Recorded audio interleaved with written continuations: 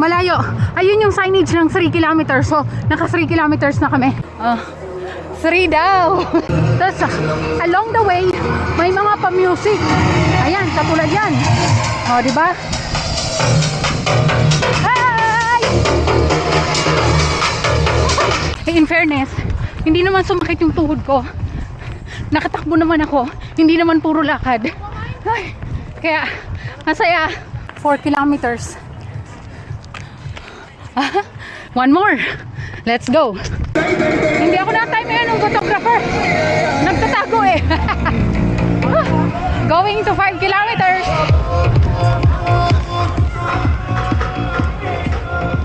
May ambulance na nakaabang.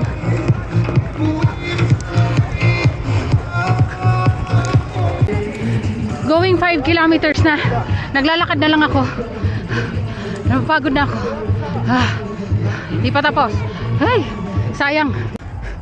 Pinagpawisan naman ako. Ayan, ebidensya. Ayun, may nakita kong photographer. Wait lang, aaura tayo. Ayun o, ayun. Paano kayang post ko?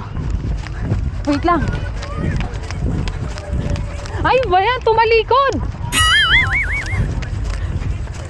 Ay, hindi ako kinuhanan. Thank you. Nakuhanan ako. Biglang lumakas eh, no? Malapit na yung finish line. Natatanong ko na. Yan. Nakaramdam kasi ako ng pagod after 4 kilometers dito sa may batok.